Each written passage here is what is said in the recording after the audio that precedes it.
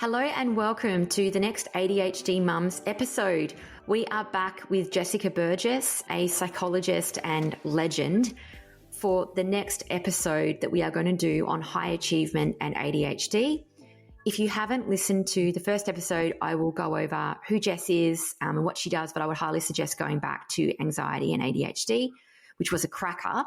So Jess is a psychologist, hypnotherapist and EMDR therapist with a big diverse background with working with high performers to also supporting our Aussie veterans.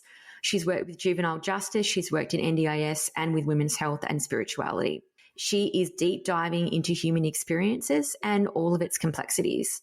Jess is very passionate about helping people embrace every facet of themselves. Her holistic approach is rooted in empowering individuals to foster healthy relationships with their mind. Through evidence-based techniques and a keen focus on self-connection, Jess guides her clients towards lasting positive change. She facilitates mindfulness programs and workshops. Jess is also the CEO of My Peaceful Mind. I'll pop this in the episode notes. And she offers easily accessible short programs designed to build self-connection, love and safety. So welcome, Jess. Thank you, Jane. Amazing to be here again. You're such a legend. Definitely my favorite podcaster. That is so sweet, but I feel like I just wing it every time. I'm like, I really should be more prepared for this. I think other people are, but that's probably the beauty of it. It's just pretty rough. And you're in your genius zone. Sometimes it just flows naturally and you're trusting your intuition, your instincts, your knowledge. Sometimes. Oh my gosh, what an example of today's focus. So this is Jess's topic that she thought of herself. I'm going to dob you in. And I actually thought, what a cracker. So high achievement and ADHD, it's interesting. A lot of mums will write me messages and they'll say, I feel like a lot of my success has been because of my ADHD, but now I'm taking medication to kind of like dull it down and to slow down. And I'm almost really confused as to how they intersect, which is what I think is brilliant to talk about today. Absolutely. Absolutely. Yes, I definitely do see that there's a lot of brilliant high performers and high achievers like yourself that have found that ADHD has been a superpower for them. And it's really fueled their genius zone and helped them to get to where they are. And then when the medication starts being used to manage their symptoms, there's a bit of a reintegration or a bit of a juggle with how do things look now, because I did rely on this gift, but it's also been not helpful in some ways. But how do I still maintain that gift to make sure I'm still thriving and still creating and doing what I'm put on this earth to do? Yeah, I think what I'm hearing is the biggest struggle that, me and a lot of other people have is in regards to balance. So there's a way of creating and being driven and doing, and then there's a way of, relaxing. And for me, I've never been able to do that well. So I'm either 100 miles an hour on the highway or I'm parked in a car somewhere crying. There's never really a one or the other, and there's a constant problem with burnout. There's the excitement of the idea. If I have a quiet few days, I will no doubt create a project or something because I'm like bored. Then you create the project and you can't stop. Yeah. And sometimes those projects are really successful. So then you get often you get a lot of positivity. Wow, you're so amazing. Wow, this is that and this is that. And you get all this praise. But actually what you've done is not had lunch. You've not taken care of yourself. You've ignored your husband or your wife. Your kids have not fed themselves. You've given them chicken nuggets for 3 weeks because you've been doing something at such a level that is actually harmful. But then there's all the praise. So it is confusing, I think, with the high performance that can happen with ADHD. But then there's the burnout and the toll on the body, the depression, anxiety that comes with it. But often that's not seen. Yeah. Sometimes all you see is the brilliant person out front. So it can be confusing. Yeah, and the entrepreneur journey, if that's one that you take, is difficult enough, let alone having the ADHD diagnosis and navigating all those challenges. For me, it's really helpful to put a distinction between high performance and high achievement. So high achievement is when you're achievement driven, and it is essentially you're looking for the praise. You're looking for the validation that you're enough. And if throughout your life with ADHD, you were often told that you weren't good enough or you couldn't do things a certain way, all of a sudden you're finding your genius and you're getting rewarded. You're getting a bigger hit of dopamine again. That's saying, oh, actually, I do have value. I do have significance. I am enough. And that can be a real strong driver, especially if you've been in depletion for many years. Now, for me, high performance is having that balanced approach. It's also acknowledging that your well-being essentially is priority. It is number one beyond everything else. And it's actually seeing it as a process rather than being focused on the outcome. So it's falling in love with the process and how that looks for you, with all its messiness and embracing those moments, but letting go of the outcome of how it's going to actually look at the end of the day. But it's also really focusing on that self-care and nothing else. It's guarded, it's sacred, it's number one, and everything else takes a backseat, even the work. Yeah, it's such an interesting one. I'm so glad you thought of this topic. So what do you think the strengths would be that ADHD people would bring, to like a high performance role? What do you think would be the good parts of it? They are, like you said, incredibly creative for the most part. You can really generate some unique ideas and really think outside of the box. So a lot of them find themselves in leadership positions or in unique roles that allow them to do that. So and you really enjoy generating those ideas, right? They're actually they light you up. You're like, oh, good buzz. I come up with something new, exciting. The hyper-focusing as well, once you are in your genius zone, nothing will take you off that lane. You are on it. You are going for it. As an employee's dream, if you're in the right role and the right fit, they're going to adore you. The really challenging thing is if you're not in a role that does light you up, you're going to struggle with the distraction, the restlessness, the boredom, or even find yourself in that role with those tasks. And if they're not delegated, that's going to create some external stress for you. The other thing to touch on is your intuition. I think I touched on this previously as well. With ADHD, this is a generalization, we do tend to be quite sensitive to people's energy and to our intuition and our instincts. And so by learning to hone your intuition, which again is just your instincts, and listening to them and responding to them, you can be a real asset in the way that you see things, and that brings so much to a company when you can trust yourself and have the freedom to take that action. You can also multitask as well, right? You're used to multitasking, maybe not in the time frame of getting things done that you like, but you can actually be quite adaptable and learn to use that skill in an effective way. And one other thing that I think is so interesting is the amount of people with ADHD that go out into their own business. So they want to be able to, like as you're saying there, it's an employer's dream. A lot of these people want to work for themselves because they recognize that they are a little bit different. Perhaps everybody's getting paid the same amount, but they're doing a lot more. And they don't know how to, necessarily switch off if they're in the right role that they really are interested in.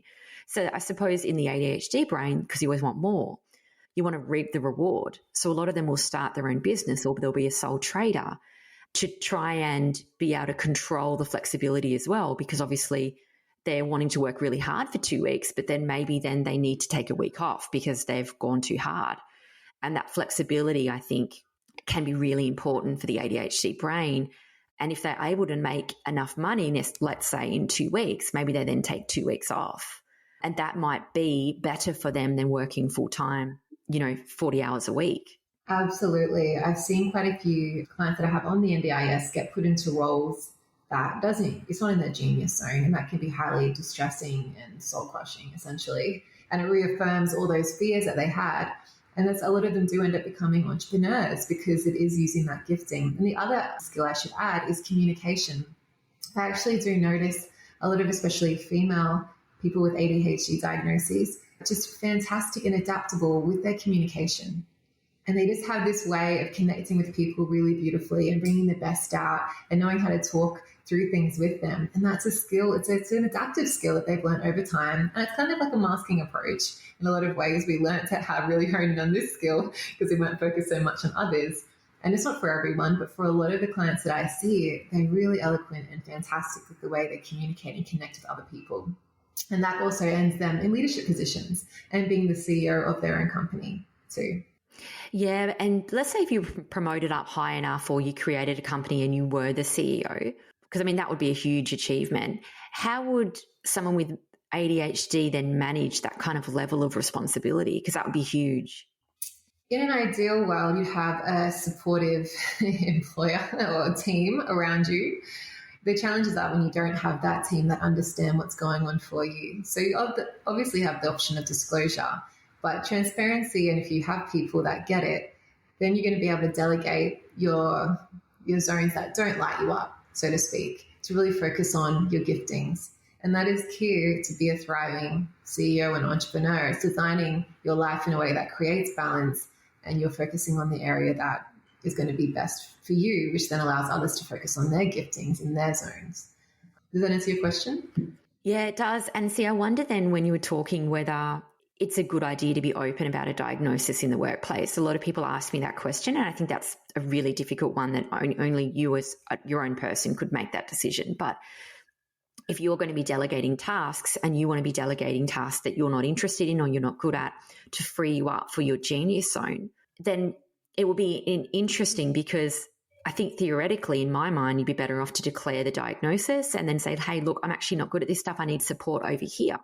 However, in reality, that can actually be quite a confronting experience doing that.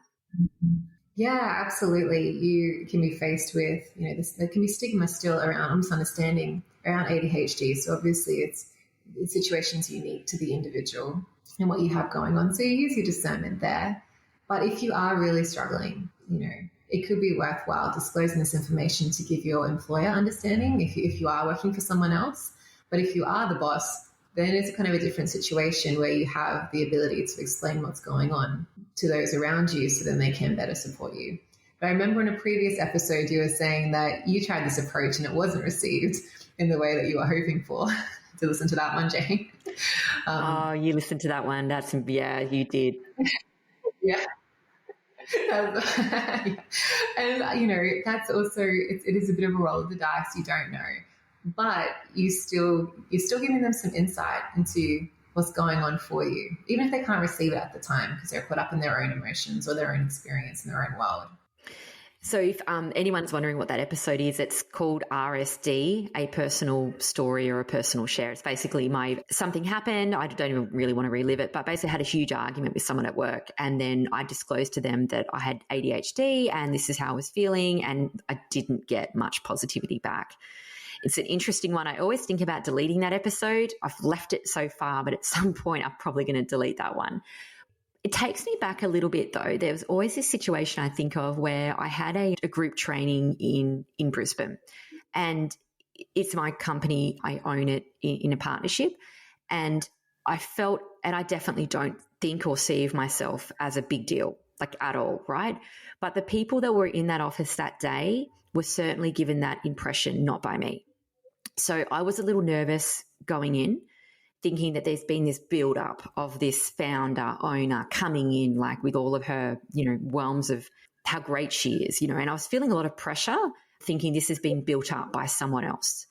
And I was really nervous, and I felt like I really handled it well. I felt like the training went well. I thought, no, I think I've presented in the way that I was described, which does feel like a bit of an imposter because I am sometimes I feel like I have no idea what I'm doing at all, but I definitely put my most professional foot forward.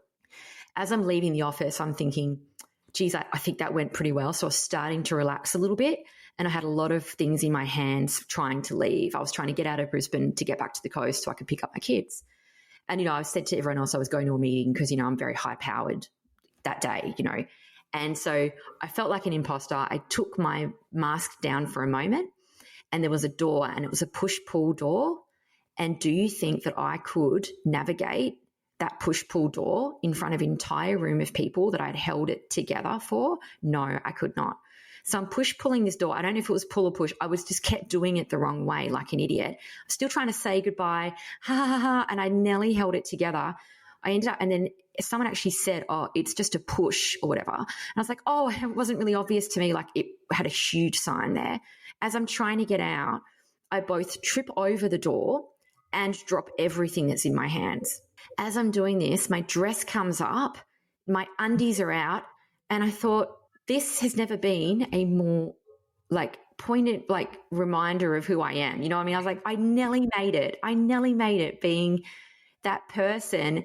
And when I would go down to the office once a week and run these kind of trainings and be this person in this meeting, I always felt out of place, and I wondered whether a disclosure at that point would have been good because, I'd put something in my phone and someone go, that's not the meeting time. That wasn't the agenda, because it's the little things that would get me.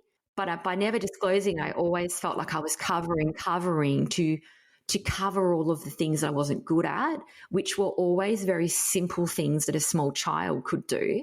But yet you're living in this place that you're not that person because you're just so amazing, which again, I really can't highlight how unamazing like you feel, but you have to live this thing as if you are. And then, you get tripped up by all the small things, and I'd have to delegate simple things because I'd just be unable to do them, which is so embarrassing. So if you were to wear almost a diagnosis with confidence or like hold it lightly, so to speak, and be like, because usually people, like you were saying, they've seen the same pattern of behavior in you for quite some time, and then you're holding on to this shame of I shouldn't be this way, or I wish I wasn't this way, and that can be causing a lot of extra stress with expectation versus the reality of these are just some areas I don't focus as much in. So if you were to throw out, ADHD brain, it would have a different approach and actually probably would set you free, and everyone would be like, oh yeah, I get it, makes sense. Rather than be like, oh no, I have ADHD, no one can know about this. Like, here I am failing again at this simple thing. Why is this always happening to me? And then sometimes it's freedom and power and just be like, you know what? Yeah, I've got superpowers, but yeah, ADHD brain, just hit me again. Whoops. And there's usually probably a couple of other people that would be like, I can relate. I had the same thing. I had the same experience as well. But it definitely, it's a great example of just how expectation and reality and those expectations we place on ourselves, and when they don't come to pass, how we can be really critical and harsh on ourselves as well, and how there's still shame around it, right? Yeah, there is. And there's always that extra layer as well with ASD, which, a lot of people will message me about that, there's still that stigma there. And I think it's probably a little bit less with ADHD, but I think ASD, my just personal opinion, I think it's still very much there, which is disappointing because it does heavily impact people. But also can be, again, if you're in that area of strength, that can be a real strength too. There's like probably whole buildings of especially computer programs and that, who would all probably be neurodiverse, but, it's not necessarily disclosed. Yeah, absolutely. Absolutely. But the more that we keep talking about it and more the diagnoses are happening, the more that we're going to see and have those really honest conversations, and we can support each other with our strengths and the weaknesses that we all have. Sometimes there's this drive for perfectionism with people that have the ADHD diagnosis.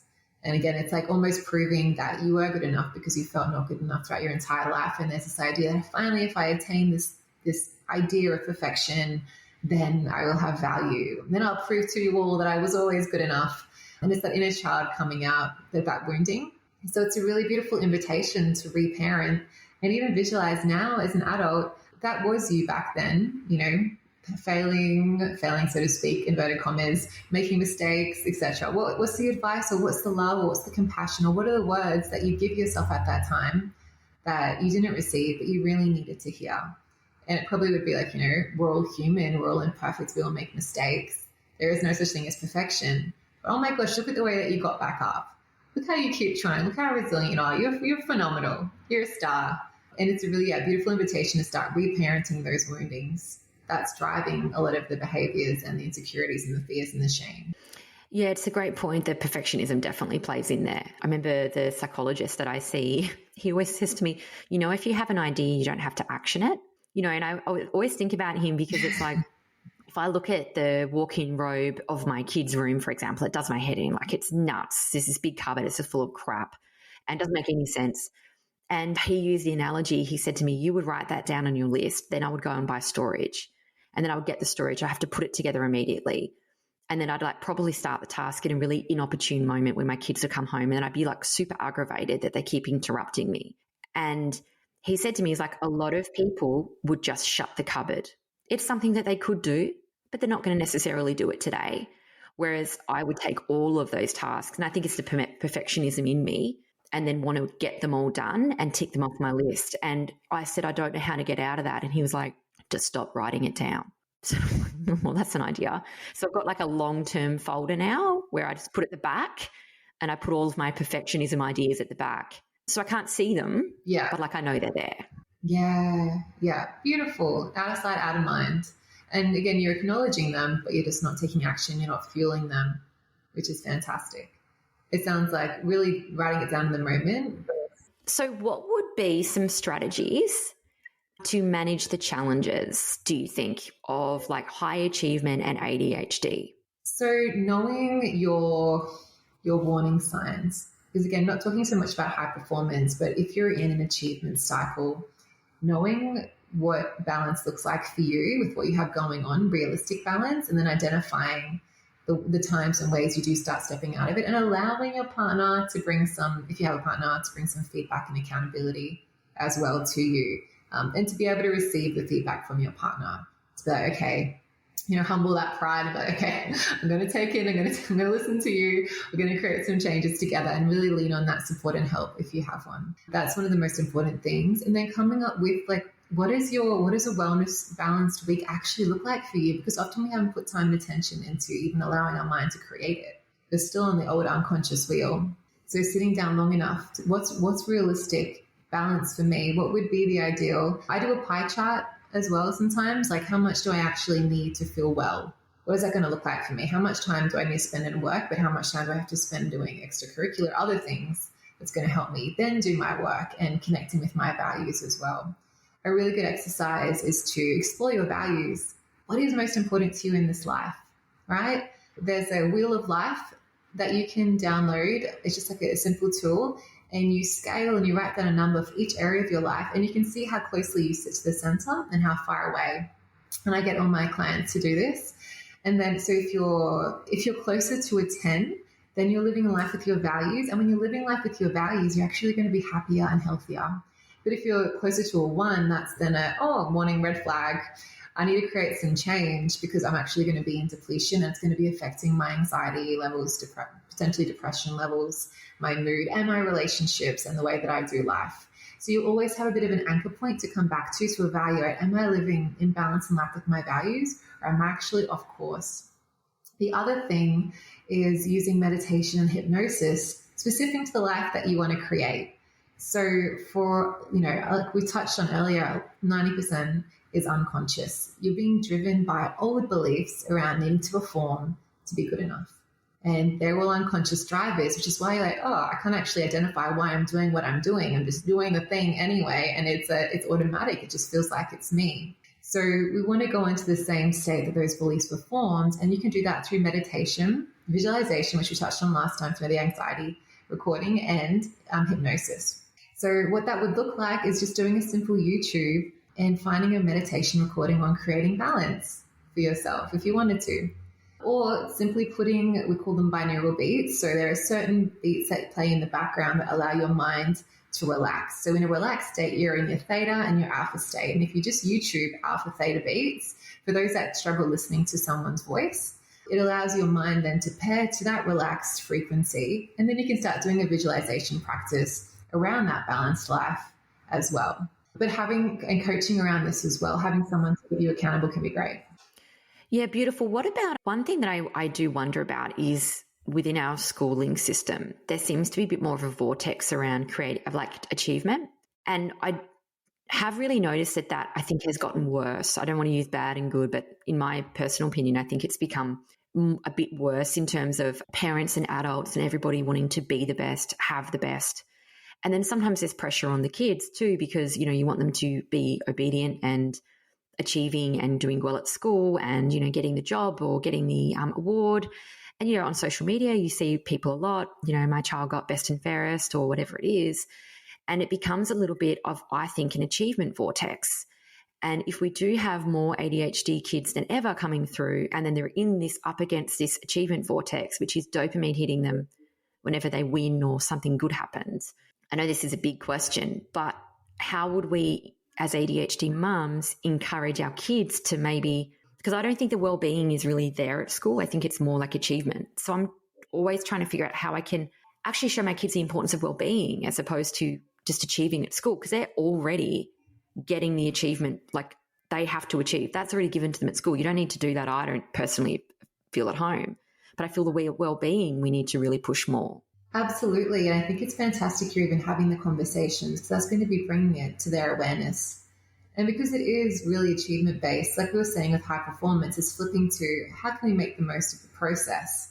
How can we make the most of the day? How can we make the most of the way that you focus your attention on that task and rewarding them for different things, not just achievement? How can you, for parenting, how can you shift the focus to, I really appreciate the amount of effort that you put into that and the way you focused. That's fantastic. And that's not, oh, you got an A plus, like, and put all your energy and your resources into celebrating that. We start celebrating the other things, the other strengths, the other qualities, character that they're displaying that we want to see more of. But the other thing that can be really wonderful is even using like meditation for them around being good enough as you are. So some parents do sleep stories from YouTube, or, the Calm app has a lot of resources as well. You're from 0 to 7, they're still in an incredibly suggestible state. So the words you speak can have a phenomenal effect on them. Oh, you did wonderful, just giving your best effort that time. I really appreciate how focused you were and how you were so kind to that person and how you showed up today. That's amazing. That's how we start to learn to embrace the process, by putting more energy and attention into the things about having the experience rather than the outcome as well. Yeah, I think that's great because, it's a funny one because there's so much achievement at school. And, like my daughter, Gigi, she doesn't want to go to the athletics carnival on Wednesday because she's very aware that she's quite a slow runner and she's not very good at really a lot of gross motor skills, if I'm honest. So she's often the last. And it's really hard. I don't understand why they do athletics carnival. She's in grade 2. Can't they wait till later? Can't they just celebrate everybody and but they don't seem to do that anyway. And, she will say she's sick, she doesn't want to go. And, I have the belief that it's good for her to attend. If she's in grade 2 and we start giving her the athletics carnival off at this point, she's literally never going to go again. So I make sure I'm there to support her, to do her best. And, we kind of go out for ice cream regardless, as long as she's done her best. But yeah, I think the high performance, high achievement vortex plus ADHD is just something that I'm really aware of in schools. And I just think it's not necessarily sending the right message. So we need to up that message at home. Absolutely. And it's normalizing that experience for them by saying, I can understand that because school is all about achievement, maybe when you do find yourself coming last, you might feel like you're letting yourself down or you're not good enough. But I always use the example of, the words you say to yourself are the most important. And if you visualize a friend standing next to you right now, that's your relationship with your mind. And what would a mind need to say to make you feel good right now? What's the truth? Or what's the bigger picture that we're not seeing? Is it that despite what's going on, you're still showing up, that you're still doing the run? What can we say to her to really encourage her and remind her how powerful she is and how phenomenal she is with what she's doing and that she is good enough? And that's where, having those, even role modeling it to them. So you're in the car and maybe you're feeling a bit overwhelmed, but saying, oh, I'm so capable, or acknowledging the mistakes and failures that you make.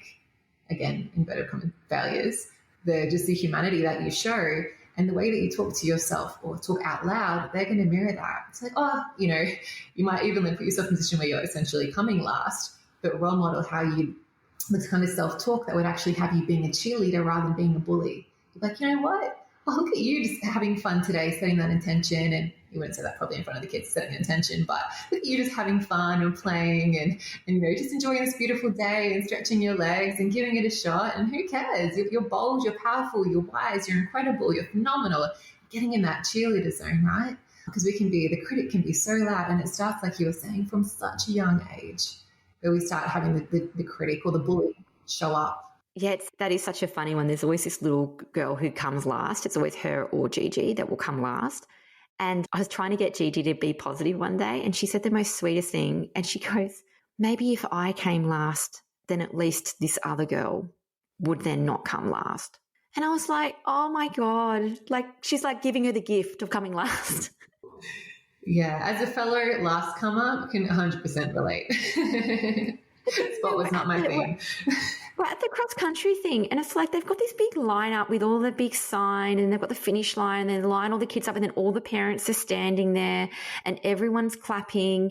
And I'm just there going, why are we doing this? What is the point of it? I couldn't understand why they ran a race, right, and then lined all up the parents, and then everybody literally cheered how they went. I looked around and thought, am I the only person here that thinks this is just fucked up? Like, I just couldn't get over it. I was like, this is shit. Why are we still doing this? What's it all for? They're not going to take this from after school, really. There might be that competitiveness, but it's not going to really say. But what they can learn is, again, how you talk to yourself matters, even when you're feeling like you're failing, when you're making mistakes. The words you speak are the most important thing.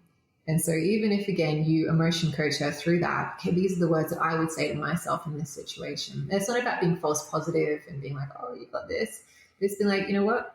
Yes, this is challenging for me. Yes, this makes me feel uncomfortable, but I'm really proud of the way that I'm showing up and I'm giving my all today. I'm really proud of the way that I'm showing how strong I am. And that's the lesson that will be with them throughout their entire life when it keeps getting played through repetition from you. Yeah, you're right. Look, what are we going to do? I mean, I'm not going to homeschool. We've got to deal with what we've got at the moment and hope that it will change. But anyway, so a lot of people are talking about neurodiversity and they're talking about workplaces and, universities, and sometimes there's always that question around whether you should disclose in, an interview or when you're at work about the ADHD. Or maybe we need to move to switch it around where, an employer might support somebody with ADHD, recognizing the strengths. How do you think that can possibly play out a little bit better? Well, for ADHD, just like ASD, there's a spectrum. It can show up so differently. There's the common characteristics, but the levels can be quite different. And the role that you're looking at being in, obviously, will determine your success. It's a challenging one because we do want to have transparency, but it is also being discerning with, is this the actual right place and the right environment for me to share, and how much will this actually impact my ability to work and fulfill the role requirements? Because if you go into something and part of you knows you might not be able to fulfill the role requirements, that's going to cause a lot of issues for you potentially down the track. And that might be a time where you do disclose. And I think the communication can be difficult too, because sometimes I think ADHD people's communication is different. So, they're not necessarily perhaps going to pick up on the subtle cues. They might need to have it really laid out to them. And if you have a manager that doesn't really say step by step what you're supposed to be doing and there's all this unsaid, which is probably another ADHD person, right, who skips all the details and just goes, just get that done. And the other ADHD person doesn't actually know what they're talking about. I think the communication can be quite off too, depending on where people are at. But if you disclosed, or maybe you don't need to disclose. Maybe you can just say, look, I actually really need you to lay it out step by step for me. Yeah, absolutely. You can be transparent. This is an area that, this might actually help me, these skills. Go just break it down for me and then I'll understand it better. So knowing your own, once you've got your ADHD diagnosis, knowing your own strengths and weaknesses and then coming in with solutions that are going to support you and then offering to them to the employer as soon as possible if it starts to become an issue is going to really help them better support you, set you up for more success. Yeah, and then hoping, with podcasts like this and, all the other ones that are out there at the moment, we could possibly, create a bit more of an inclusive world. Definitely one of my intentions of this podcast is to create a more inclusive world for my children to grow up in. So, and have a bit more parent understanding, because I think I've noticed that the parents that I don't find to be particularly understanding are usually the ones that just they've never had any exposure. It's not that they're trying to be mean or nasty, or they just don't have any understanding. They've never had to know. So, that's kind of where it's coming from. And so I'm hoping with podcasts like this that there is more inclusivity into the future and things do change. Absolutely. Yeah, it's got to start somewhere, and it's phenomenal that you've opened this space to have these conversations and just keep reducing the stigma and show that you can thrive and live an incredible life with the ADHD. Yeah, absolutely. And it's easy to be caught up, with kids and the worry, and then kind of a look around at a lot of the ADHD adults that I see, and a lot of them are very successful. So, it's not necessarily just because they can't fit into that box that they're not going to be successful because they're not very good at their sight words or whatever it is. It's really irrelevant, but it's easy to get caught up in it, I think. Yeah, absolutely. So is there anything that you think I might have missed in regards to high achievement and ADHD? Anything that I've not asked that you think could be relevant to somebody listening? Oh, the other question I would have for you is, as a definite high achiever / high performer, what's the wisdom that you've taken away on your journey of being a masterful manifester? What you do. Impart your wisdom, your lessons. Impart my wisdom to you. I love it. You always want me to advise you, and I'm like, you're just like, I don't know why you would ask me for any advice, Jess. I don't know why. I don't know. I have always been a victim to high achievement or high performance, which I know that you saw a distinction, and I appreciate that I've forgotten immediately what the distinction is. But I have always been that person, and it has not always been a good thing. So, growing up, I was a gifted athlete. I was state cross-country runner, which for Tasmania, which is, it's Tassie, like it's not like a high bar. I would probably have not made the team in a bigger state, but Tassie. Also, I was very good netballer. I was also the state public speaker for my age group. I did debating. I captained nearly every co-curricular activity that I did, pretty much. I was the school captain. I was the student representative in every class I was at. I nearly got a perfect score for year 12. But the point of this is that was all at a huge toll. So that didn't come easily. So I was always chasing the high performance, desperate to get it. And a lot of that was because of my upbringing, and my dad is a highly competitive person. There was always a lot of pressure in that they really tried to give us a lot, and so they kind of expected a lot. And my dad would say things that were very unhelpful, but he didn't realize it.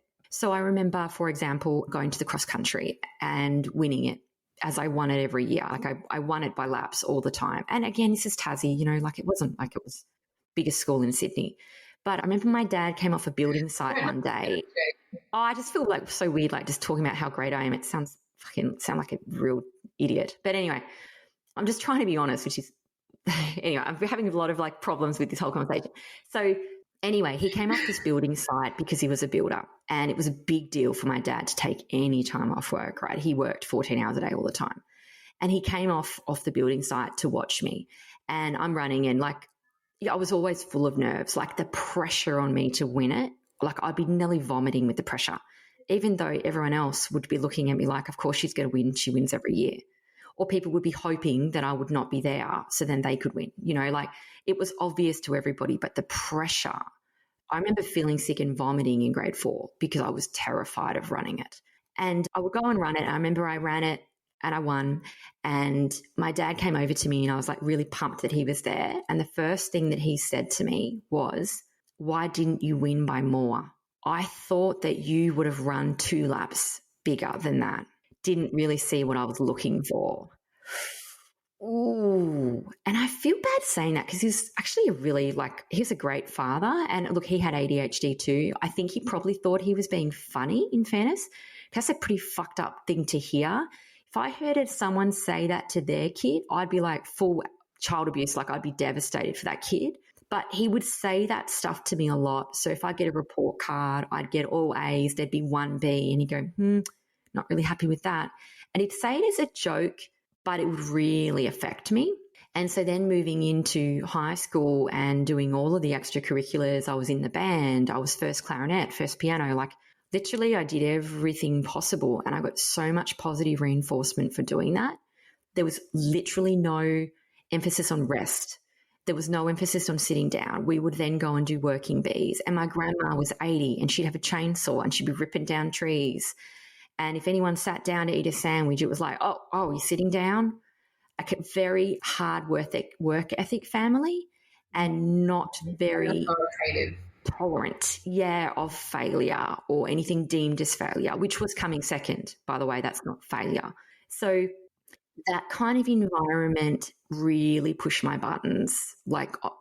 It's just talking about it. You can see why I've ended up being in a space where I am quite successful, and it's not out of luck, it's out of grit and hard work, and then self-sacrifice in that, because there'd be many times that I would want to be at home with my parents or having a rest, and I wouldn't. I started working at Woolworths when I was like 14 and 9 months, and I'd work 6-hour shifts after school because I wanted to save up money, and my parents would be like, you need to be working. There was no emphasis on rest.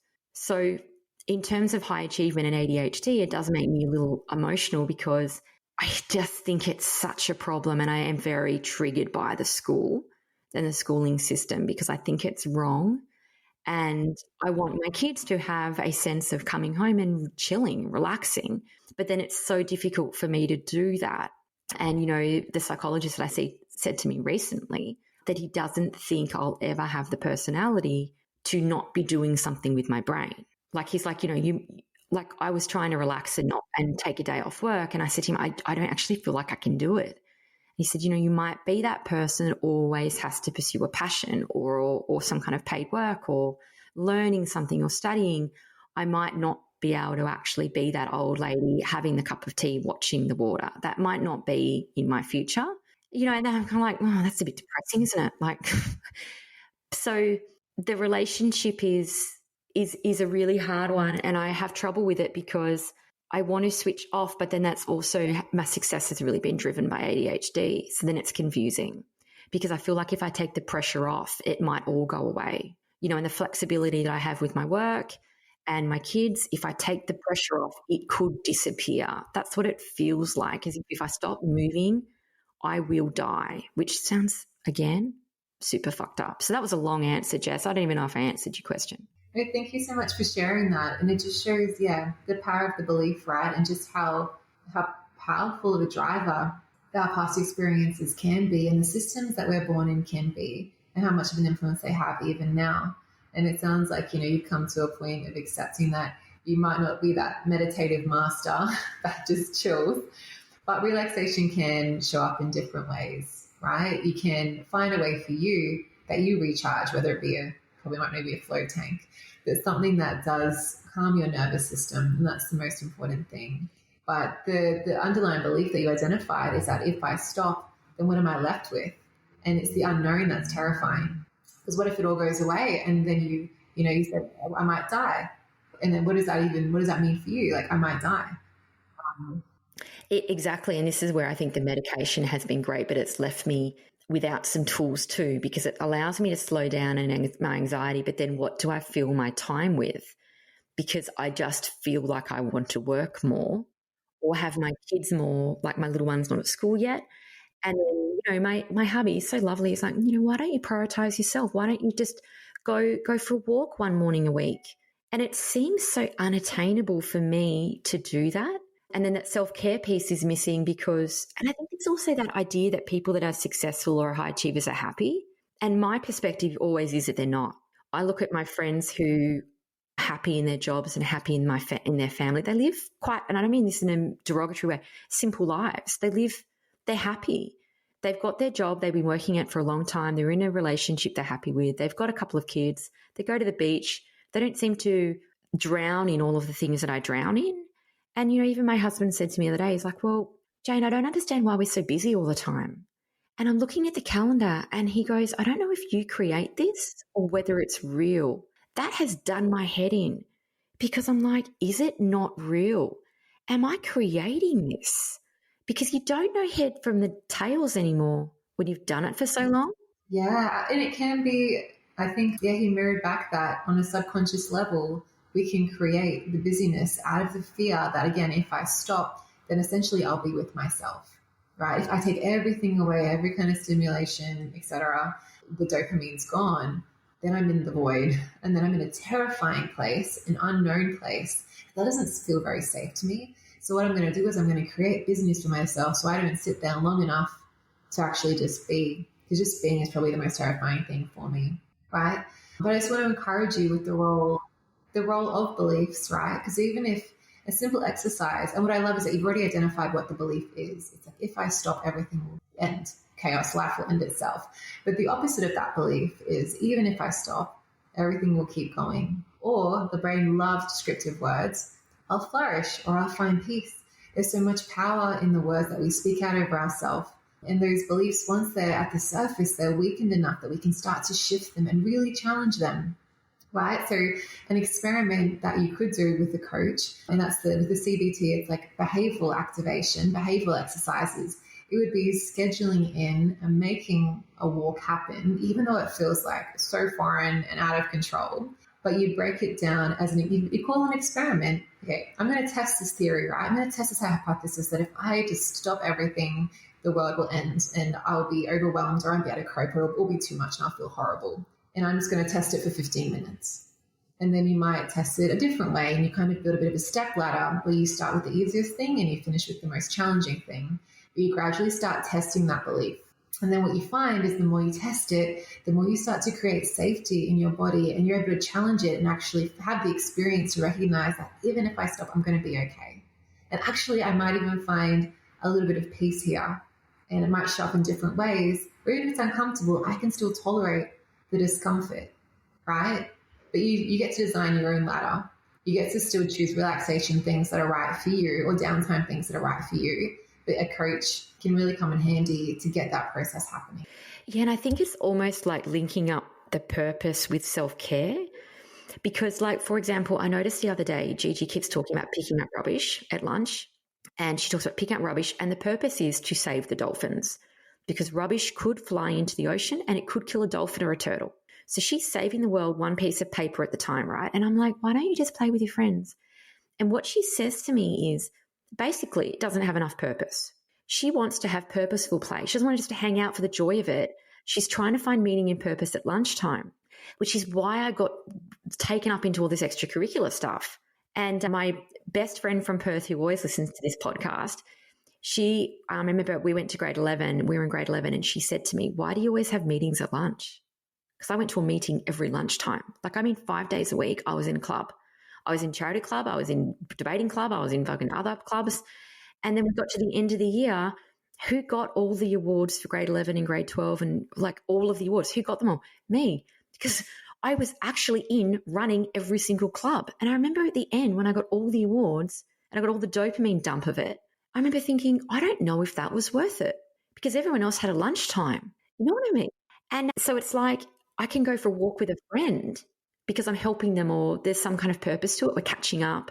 But to go for a walk by myself, maybe I do need to cut it down to 15 minutes but then I just think, God, I've got to be able to do that stuff because I have to show my daughter that. I have to show my kids that, I have to make a change.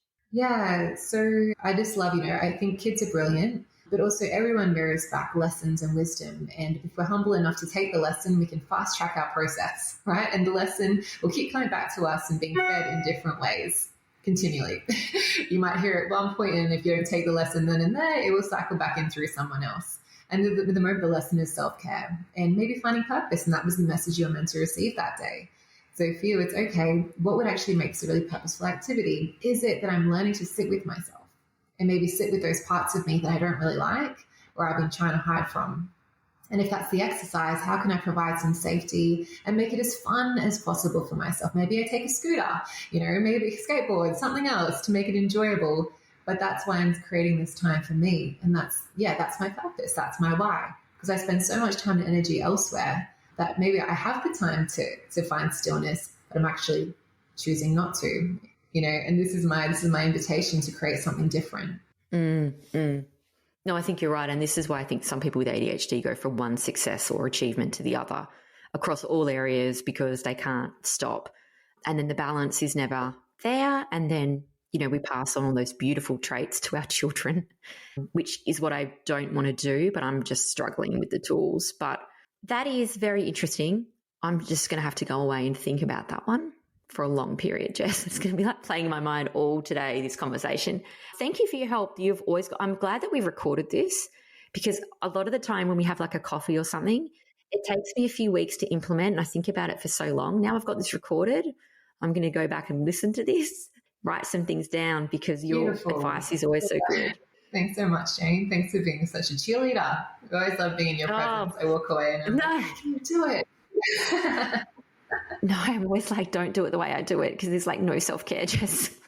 You're like, what's the key to your success? And I'm like, don't do it. It's not good. You won't like it. It's not good for you. How do you do it, Jane? It's like, no, Jess, you stay on your own path. You want to be on this path? Not a happy path.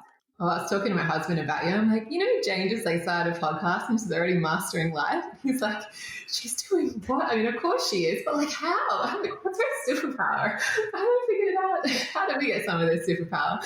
You know what though? Like, the reason this podcast exists, there's a lot of different reasons, but one of them is to stop me working, because, we have staff and I'm trying to give more jobs to them and stop doing their job. and I was doing all of my staff's jobs. And I thought, how can I stop? Because my brain is so active, I just can't stop. So that was one of the reasons for the podcast, is to do something with a bit more flexibility, non-monetized, like I can pick up, pick down, flexible. Not that I've done it that way, because it's a very intense podcast with a lot of episodes very quickly. But I think the slowing down still evades me, but we may come back to this, Jess, in 3 months and catch back up on it. So thank you so much for your time, Jess. You have done both personal counselling and expert analysis in this podcast. Thank you so much. Thank you for being so vulnerable and sharing. Appreciate you. If anyone has a review, I would love to hear. My preference is Apple Podcasts and Spotify. It just helps everyone find the podcast so more people can listen. Then it brings it up higher when people do ADHD, especially if they live in Australia. So if you do have a chance and you did like the episode, please pop me in a review. That would really mean a lot. Thank you so much.